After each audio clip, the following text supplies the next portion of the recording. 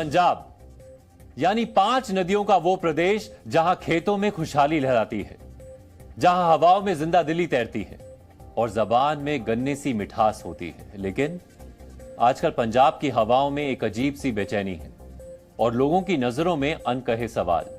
ये सवाल कनाडा और भारत के बीच मौजूदा संकट की वजह से पैदा हुए हैं। मुट्ठी भर खालिस्तान समर्थकों के प्रोपेगेंडा की वजह से भारत और कनाडा के रिश्ते इस वक्त बेहद निचले स्तर पर हैं। लेकिन इसका असर पंजाब के उन परिवारों पर सबसे ज्यादा पड़ रहा है जिनके अपने कनाडा में रह रहे हैं। किसी को अपने बेटे की सुरक्षा की फिक्र है तो कोई अपनी बेटी को वापस भारत बुलाने की तैयारी कर रहा है। कई लोग तो ऐसे भी हैं जिनके बच्चों को कनाडा की स्थायी नागरिकता भी मिल चुकी है, लेकिन अब बदली वीजा नीतियों की वजह से उनके लिए भारत आना मुश्किल हो रहा है। जी न्यूज संवाददाता पूजा मक्कड़ ने पंजाब के मोहाली और अमृतसर में ऐसे कई परिवारों से मुलाकात की और कनाडा में चल रहे खालिस्तानी प्रोपेगेंडा की वजह से पैदा हुई उनकी मुश्किलों का जायजा भी लिया। आज आपको उनकी ये ग्राउंड रिपोर्ट जरूर देखनी चाहिए ताकि आप भी समझ सकें कि आम पंजाबियों, खासकर सिखों पर खालिस्तान के इस प्रोपेगेंडा का क्या असर पड़ रहा है। एक ओंकार सतनाम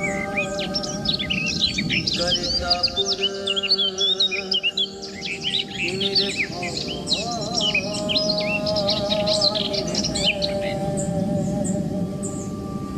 अकाल मूरत।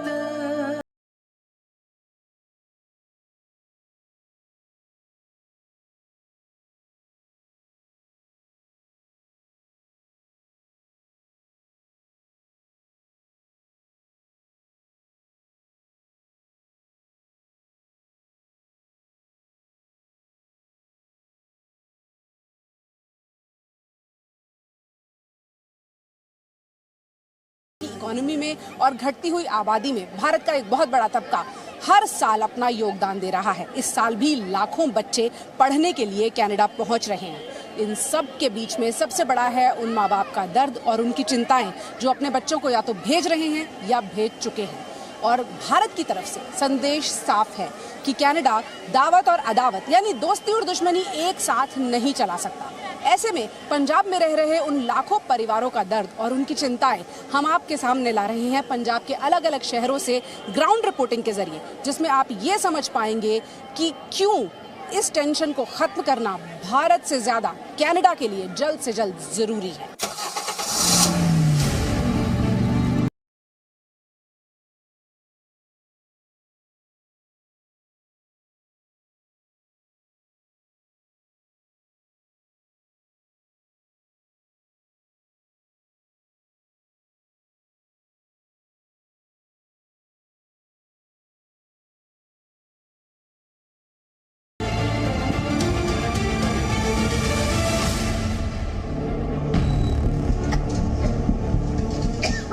मोहाली के इस मोहल्ले की शायद ही कोई गली ऐसी हो जहां के बच्चे कनाडा में न पहुंचे हों।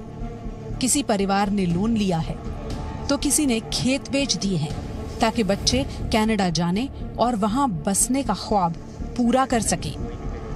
मोहाली के गुरविंदर सिंह का बेटा भी कनाडा में है। उन्होंने किसी तरह पैसों का बंदोबस्त करके बेटे को कनाडा भेजा था ताकि वहां वो एक बेहतर जिंदगी गुजार सके। लेकिन भारत और कनाडा के बीच चल रही तनातनी उन्हें भी डरा रही है। हमारा तो चैनल भी है। सोशल मीडिया पे भी बहुत तरह के फॉरवर्ड्स आते हैं, मैसेजेस आते हैं, उनको देख के कहीं कोई चिंता होती है? मैडम उन्हीं को देख के सबसे ज़्यादा चिंता होती है। सोशल मीडिया से ही अधिकतर लोग सोशल मीडिया से जुड़े हुए हैं, उसके कारण वहीं से नॉलेज गेन कर जो गेन होती है वही माइंड के अंदर सेटअप हो जाती है। और हम सोच रहे हैं कि कोई ऐसी ग्रीवनेस सेल वगैरह बनाया जाए जिससे सरकार द्वारा कि जो पेरेंट्स ने बच्चे भेजे हुए हैं वो उनसे सिक्योर हो सके। सिर्फ गुरविंदर ही नहीं, उनके पड़ोसियों का भी यही हाल है। किसी का बेटा कनाडा में है तो किसी की बेटी, लेकिन अब हर कोई अपनों को लेकर फिक्रमंद है। कौन से शहर में है और अभी उनसे जो बात होती है वो ठीक है, क्या बताती है? हाँ सब ठीक है, और टोरंटो में रह रहे हैं वो। टोरंटो हाँ में पढ़ाई करने गए हैं ना बच्चे। हाँ पढ़ाई पढ़ाई करने करने गए। न्यूज़ सुनते हैं ना तब हमें तो टेंशन रहती है ना, हमें चिंता लगती है कि पता नहीं बच्चे कैसे रहते हैं। हमें कह देते हैं कि पता नहीं ठीक है या नहीं ठीक है, पर हमें तो वो कह देते हैं ना कि ठीक है। हाँ, तो पहले तो जैसे कभी कभी फोन करते थे, आजकल सब फोन कर रहे हैं, रिश्तेदार भी पूछ रहे हाँ हैं। सब पूछ रहे हैं, वही तो। काम तो यहीं पे होता है जी, इंडिया में काम थोड़ी है, बाहर में क्या अपना घर भर बेच के जमीन बेच के जाते हैं। माँ बाप यहाँ बूढ़े माँ बाप रोटी से भी आ गए हैं, उनको रोटी भी नहीं मिलती जब सारे बच्चे ही बाहर चले गए। मोहाली में ज्वेलरी स्टोर चलाने वाले दुष्यंत की बहन कई वर्ष पहले कनाडा गई थी। शुरुआत में काफी स्ट्रगल किया, बाद में उन्हें वहां एक जॉब मिल गई, लेकिन भारत और कनाडा के बीच जारी तनाव ने दुष्यंत की टेंशन को बढ़ा दिया है। इन सब के बीच में जो राजनीति है उससे परे ये बच्चे सुरक्षित रहें, यही यहाँ जो लोग रहते हैं वो भी उम्मीद करते हैं।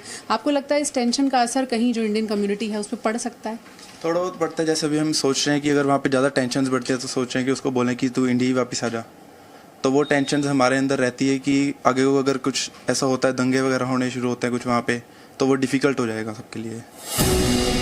कनाडा में रह रहे कई बच्चे तो ऐसे हैं जो घरों से अच्छे खासे मजबूत हैं, फिर भी पंजाबियों के बीच कनाडा का आकर्षण कुछ ऐसा है कि वो अपने ख्वाब को पूरा करने के लिए रिस्क लेने और स्ट्रगल करने को भी तैयार हैं। अटारी के ऐश प्रताप सिंह भी उन्हीं में से एक हैं, लेकिन अब उनका ये ड्रीम खतरे में है। ऐश, आप ये बताइए क्यों जाना चाहते हैं? यहाँ पे मैम जॉब की अपॉर्चुनिटीज कोई नहीं है, यहाँ पे फ्यूचर नहीं है, हमारा स्कोर है यहाँ पे कुछ भी नहीं है, इसीलिए हम बाहर जाना चाहते हैं। अच्छा, इतने सारे बच्चे और गए हैं यहाँ से, आपकी सबसे बात होती होगी, आपके घर के भी लोग गए हुए हैं। शुरू में कितना स्ट्रगल है, यहाँ कैसी लाइफ रहते हो और वहाँ कैसी जीते हो? मैं जितना देर तो चलती है ना स्टडी चलती है, उतना देर तो स्ट्रगल ही है। वहाँ पे बड़े भैया गए हैं वहाँ पे, वो बताते हैं भी पहले तो स्ट्रगल ही है, बाद में थोड़ा सही हो जाता है आफ्टर स्टडी। कनाडा का प्रधानमंत्री बनने के बाद जब जस्टिन ट्रूडो अमृतसर आए थे तो यहाँ के लोगों को उम्मीद थी कि वो पंजाबियों के हितों का पूरा ख्याल रखेंगे, लेकिन खालिस्तान के प्रोपेगेंडा और मुट्ठी भर लोगों ने पंजाबियों की टेंशन बढ़ा दी है। पंजाबी नहीं चाहते कि खालिस्तान के इस प्रोपेगेंडा का असर उन पर और उनके अपनों पर पड़े। मैं एक बात समझता हूँ, अगर ट्रूडो साहब अगर एक इंसान के लिए, निज्जर के लिए, अगर वो कहते हैं जी मैं सोशल सिक्योरिटी अपनी जोन से पीआर है मैं उनके लिए खड़ा हूँ, लेकिन मैं ट्रूडो साहब से एक सवाल पूछूंगा कि जोन से भारत से हमारे लाखों बच्चे, लाखों परिवार वहाँ पे जो पीआर सेटलमेंट्स के लिए गए हैं या पढ़ने के लिए गए हैं, उनकी सोशल सिक्योरिटी कौन जिम्मेवारी लेगा जी?